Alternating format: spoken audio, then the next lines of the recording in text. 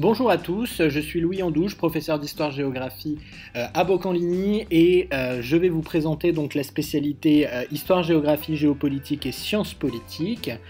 Donc, comme vous pouvez le voir, cette spécialité est composée de 4 disciplines. L'histoire, la géographie, que les élèves connaissent bien, dont ils suivent les cours depuis la primaire, et 2 nouvelles disciplines, la géopolitique et la science politique. La géopolitique qui étudie plutôt les conflits sur un territoire au cœur de l'actualité, et la science politique qui étudie plutôt l'aspect politique, d'organisation politique des sociétés. Ce cours, donc, cette spécialité est très différente de la spécialité histoire-géo. En histoire tronc commun, on est plutôt sur une approche chronologique. En géographie tronc commun, on est plutôt sur une analyse des espaces. Ici, dans la spécialité, il n'y a pas de chapitre histoire, pas de chapitre géo. On est sur vraiment une analyse de thèmes d'actualité à travers tous ces angles, et notamment à travers l'angle de la géopolitique. L'histoire, la géographie et la science politique sont mis au service de la géopolitique pour essayer de comprendre les conflits et les grands enjeux du monde contemporain. Donc on est vraiment dans une spécialité qui a pour but de faire découvrir, faire comprendre l'actualité et de construire avec les élèves un esprit critique et de les faire devenir des citoyens éclairés sur ce qui se passe actuellement, les grands enjeux du monde. Pour cela, donc, on a 5 thèmes d'actualité qui sont étudiés en classe de première. Il y en aura 6 en classe de terminale. En première, ils vont étudier donc les frontières à travers des exemples très contemporains. Ils vont étudier aussi les puissances, avec des exemples vraiment au cœur de l'actualité. La puissance américaine de Bush jusqu'à aujourd'hui Biden, la puissance de Google, Amazon, Facebook, etc., où on essaye de comparer cette puissance à celle des États. Puis on étudie la démocratie, on se pose des questions que les élèves pourraient se poser.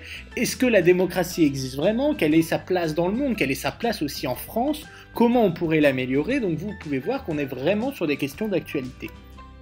On travaille aussi sur l'information, l'information notamment comment les jeunes s'informent, où est-ce qu'ils s'informent et comment pourraient-ils mieux s'informer, le rôle des fake news aujourd'hui, comment l'État mobilise ou ne mobilise pas l'information. Et enfin, on termine l'année sur une réflexion sur le rôle et les relations entre l'État et les religions, en prenant plusieurs exemples contemporains. Vous voyez qu'avec ces 5 thèmes d'actualité, on balaye une forte compréhension du monde contemporain et de l'actualité. À cela s'ajoutent 6 thèmes en spécialité en terminale, l'environnement, le patrimoine, la connaissance, les conquêtes, la guerre aussi sont abordés en classe de terminale. L'épreuve au baccalauréat est assez simple pour les élèves puisqu'elle reprend exactement ce qui est fait en tronc commun, c'est-à-dire une dissertation et une analyse de documents. Donc en fait, les élèves sont préparés dès la seconde à cette épreuve de spécialité et surtout, ça les aide beaucoup pour réussir les épreuves d'histoire géo tronc commun. Les enseignants, puisque tous les enseignants de l'équipe enseignent en spécialité, ont une manière de travailler totalement différente du cours d'histoire géo, qui est un peu plus magistral, où le prof prend beaucoup de place. En spécialité, on essaye de partir de ce que l'élève connaît, de ce qui intéresse l'élève, des questions qui se posent sur le monde, et en fait, on essaye de le préparer beaucoup à l'enseignement supérieur. Il va devoir faire des exposés oraux, il devra travailler sur des dossiers précis, hors programme, qui traitent de manière indirectement le programme. Je prends l'exemple souvent de mon élève qui cette année a travaillé sur la puissance du Qatar à travers l'exemple du PSG par exemple, ou de cet autre élève qui travaille sur la puissance de la Corée à travers les groupes de musique de K-pop. Donc on voit bien qu'on est au cœur de l'actualité sur ce qui intéresse les élèves, mais surtout pour les préparer à l'enseignement supérieur, puisqu'on ne les prépare pas seulement au baccalauréat, mais on les prépare vraiment à un grand nombre d'exercices. Donc vous voyez, on travaille de manière ludique, on essaye de préparer des petits exposés oraux, on essaye d'aller le plus souvent possible au CDI, on travaille beaucoup sur des présentations d'actualité, on essaye de faire des petits journaux télévisés, etc. Donc une manière très différente de travailler de notre cours d'histoire géo. Et cela, en fait, va permettre aux élèves de préparer plusieurs parcours professionnels, plusieurs champs d'études que vous voyez ici. Les principaux sont les métiers du politique, les métiers du droit, les métiers du commerce, de l'économie, du journalisme, de la communication, du management et de l'enseignement. Et en fait, le but, c'est dans tous les métiers où on a besoin de culture générale, certes, mais aussi où on a besoin d'apprendre à rédiger et d'apprendre à bien parler à l'oral, de bien savoir communiquer. Voilà ce à quoi sert la spécialité directement. Et donc, il est important de choisir cette spécialité pour un certain nombre de métiers et puisque cette spécialité va en fait apporter beaucoup de culture générale, de culture politique, de culture géopolitique, et ce qui est de plus en plus demandé par un certain nombre d'écoles.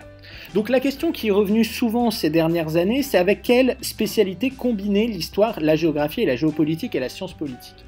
Ici, je vous ai mis sur le document donc plusieurs triplettes qui pourraient être abordées. Donc on a des triplettes classiques, un maths, SES, histoire géo, maths, anglais contemporain, histoire géo, pour les métiers que je viens de citer. Mais il serait très intéressant aussi de combiner cette spécialité avec, par exemple, l'humanité et une autre spécialité pour tout ce qui concerne les métiers du droit, mais même aussi pour les élèves qui envisagent des métiers plus scientifiques, par exemple ceux qui envisagent de travailler dans l'écologie, le développement durable.